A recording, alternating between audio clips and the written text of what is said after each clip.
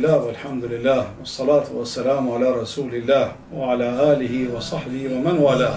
إكرامي يا إلهي فاعف عني واهدني ولا تتركني يا إلهي أنت ربي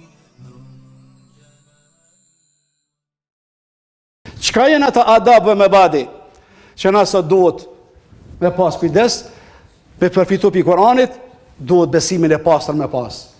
Ta pastrojmë vetën tonë nga çdo e keqe. Niyetin e mirë ta kemi moralin e mirë, ta kemi gjithmonë jetën me arrit qëllimit, do thot realitetit. Të jemi modest, të jemi çka do thot edhe krenar, çka jemi tu hulum tu. Tjetër, çka janë gjona çka duhet na me pas? Duhet me pas edhe tërbije pak. Nëse do në Resulullahin, atër ta ndjekim atë. Nëse do në Kur'anin, edhe ti pak t'jesh modest. Ajo tërbija kuranore duhet me reflektu trupin tënd, fjalët e tua, sjelljet tua, gjestet tua, për ndryshe, atëherë nuk ja shahajrin Kur'anit. Duhet me pas halalën haramin, duhet të reagojmë emocionohemi kur lexohet Kur'ani. Edhe musliman kur e dëgjon ajetet e Kur'anit rënqethen, ato ka rënqethi trupi ka njëherë nga leximi i Kur'anit, nga ajetet e Kur'anit.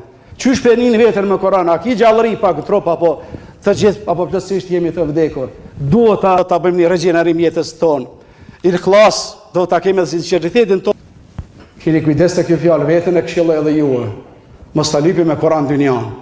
Kur thon dynjan e kuptoni fort mirë pozitat e dynjas, ana materiale e dynjas, po lypi Allahun xheleshanu. Kur ta lypish Allahun xheleshanu, ka me tar dhe dynjaja, ka me tar tu vrapu pas teje.